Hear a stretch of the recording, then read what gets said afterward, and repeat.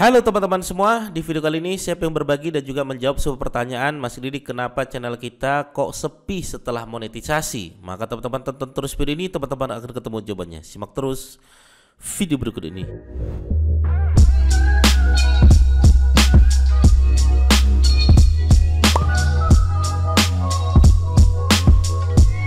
Oke, baik teman-teman sekalian ya, bagi teman-teman sekalian yang sudah subscribe channel YouTube Didik Arwinsyah, terima kasih banyak kepada teman-teman sekalian. Bagi teman-teman yang belum juga subscribe channel YouTube ini, silahkan klik tombol subscribe-nya agar teman-teman tidak ketinggalan apa yang sudah saya berikan kepada teman-teman sekalian.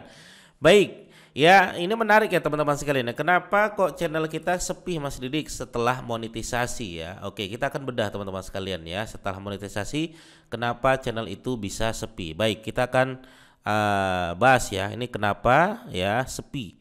Ya sepi setelah monet gitulah ya, setelah monet ya. Nah monet itu gimana Mas Didik? Kami tuh sudah berusaha ya, 3 bulan perjalanan kami upload setiap hari, kemudian dapat 1000 subscriber, kemudian dapat 4000 jam tayang, kemudian kami sudah melakukan verifikasi 2 langkah, dan kami tidak melakukan pelanggaran-pelanggaran yang ada di YouTube, dan kami dapat surat dan kami monet. Tapi setelah itu kenapa video kami ngedrop teman-teman sekalian? Nah ini tidak hanya ke channel teman-teman sekalian, hampir semua teman-teman sekalian emang seperti itu ya. Maka pertama teman-teman harus pahami dulu mindset ya, pahami dulu mindset, ini penting teman-teman sekalian. Mindsetnya apa Mas Didik? Mindsetnya yang pertama adalah ya, jadi setelah monet ya, setelah monet nih ya, saya akan setelah monet itu yang benar apa sih Mas Didik? Ya itu awal perjalanan teman-teman sekalian. Kalau saya bilangnya adalah awal perjalanan teman-teman sekalian ya. Nah bukan setelah monet sudah selesai, enggak. Kadang begini ya, saya itu tidak setuju dengan monet itu adalah tujuan utama, bukan. Monet itu adalah awal perjalanan kita untuk mendapatkan cuan-cuan dari YouTube. Itu yang benar teman-teman sekalian. Jadi kalau teman-teman sudah monet, itu artinya teman-teman baru mulai, itu baru start untuk mendapatkan uang dari YouTube, untuk mendapatkan gajian dari YouTube ya. Jadi makanya banyak orang ketika sudah monet dia merasa sudah selesai tugasnya. Alhamdulillah Mas Didik, sudah selesai tugas saya, akhirnya sudah monet. Saya bilang belum teman-teman sekalian, itu awal perjalanan kita ya. Jadi kalau teman-teman merasa sudah selesai perjalanannya pada saat sudah monet, itulah yang membuat nanti teman-teman sekalian semangatnya tuh nggak sesemangat dulu waktu mengejar monet ya. Waktu awal-awal sebelum monet sehari bisa 2 video, bisa 3 video, bisa 4 video. Setelah monet sehari 1 videonya, susahnya luar biasa. Karena apa? Karena mindsetnya sudah terganggu nih. Nah maka yang benar itu seperti apa? Yang benar itu adalah anggaplah monetisasi ini adalah awal perjalanan teman-teman sekalian untuk bisa mendapatkan pundi-pundi uang dari YouTube, kan begitu. Itu mindsetnya dibenerin dulu ya teman-teman sekalian. Nah yang kedua adalah, nah teman-teman setelah monet ya, setelah monet apa sih yang harus kita lakukan Mas Didik? Nah teman-teman istilahnya kalau saya bilangnya atur strategi ya, atur strategi. Nah mindsetnya sudah dibenarin nih, atur strateginya gimana? Nah coba mainkan ya teman-teman, list ya, list konten ya, list konten yang kira-kira pancing dengan konten-konten viral. Apa sih yang sedang viral? Nah mainkan, sesuaikan dengan channel kita ya, karena namanya setelah monet itu biasanya penonton kita turun tuh. Makanya supaya tidak turun, cari konten-konten yang sedang viral saat ini, yang itu menjadi isu kita semua, yang bisa dinikmati oleh semua kalangan, asal viralnya itu sesuai dengan niche teman-teman sekalian ya. Nah cari apa sih yang sedang viral. Oh ini kemarin pembahasan ada tentang sesuatu yang emang cocok dengan konten saya Mas Didik, yaitu konten-konten berita. Nah konten-konten berita kemarin terjadi longsor di Bantul. Nah teman-teman bisa hubungkan dengan konten teman-teman sekalian gitu ya. Ya kemudian konten berita kira-kira yang berhubungan tentang viral, itu teman-teman bahas itu ya. Nah yang kedua teman-teman bahas juga tuh apa sih yang sedang relate ya, yang sedang relate saat ini ya. Karena kalau nggak relate ya susah teman-teman sekalian ya. Kalau nggak relate ya susah kita.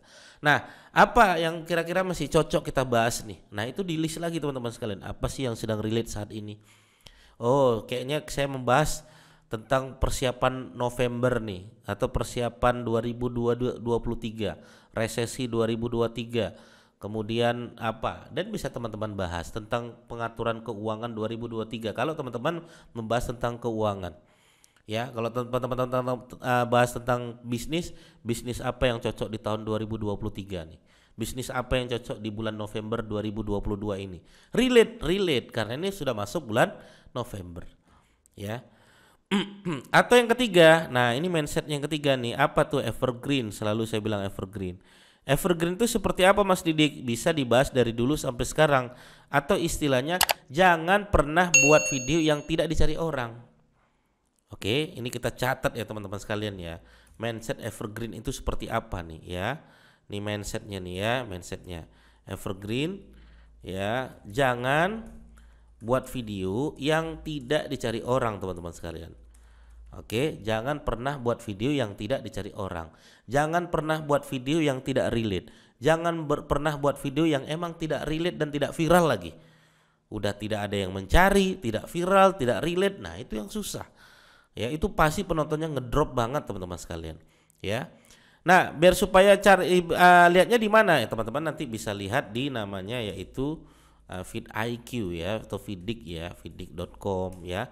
Atau bisa juga TubeBuddy ya, TubeBuddy untuk melihat apa saja konten-konten yang dicari orang. Nah, teman-teman nanti bisa gunakan itu. Nah, itu atur strategi ya teman-teman sekalian ya. Atur strategi. Oke, yang ketiga adalah konsisten ya, konsistensi ya, konsistensi. Nah, makanya tadi saya bilang kalau mindsetnya rusak, maka akan rusaklah konsistensi kita. Loh, kenapa Mas Didik? Ya iya. Kita biasa upload sehari 2, sehari 3, awal-awal mula mencari monetisasi, setelah monet, nah turun tuh semangat kita. Akhirnya konsistensinya terganggu. Ya, sehari bisa kadang 1, kadang 2. Nah, ini kadang ya jangan pernah diturunkan standarnya teman-teman sekalian. Kalau misalnya mainnya ya, nah ini kuantitas dulu ya. Jadi sebelum teman-teman bermain di kualitas, kuantitasnya. Ya. Nah, nanti perbaiki setelah kuantitas barulah kita bermain di kualitas. Kualitas tetap harus ya teman-teman sekalian ya. Kualitas ini harus, tapi tetap poin utama adalah kuantitas. Sambil berjalannya waktu, kualitas semakin dinaikkan. Agar apa? Agar penonton kita nggak bosan teman-teman sekalian. Agar penonton kita tidak bosan. Ya. Nah, oke, yang keempat, teman-teman harus pahami ya, rekomendasi setelah monetisasi itu dituruni oleh pihak YouTube teman-teman sekalian. Rekomendasi dituruni oleh pihak YouTube. Maka apa yang harus kita lakukan? Yang harus kita lakukan adalah kita bikin strategi yang lain. Apa itu? Search engine kita kuatkan ya. Kemudian apa lagi? Kemudian kita lakukan yang kedua, bisa disebut dengan fitur jelajahnya kita kuatkan lagi ya. Apalagi yang ketiga, misalnya kita eksternalnya kita kuatkan lagi ya. Atau kita melakukan istilahnya collab dengan teman-teman YouTuber yang lain dan lain sebagainya.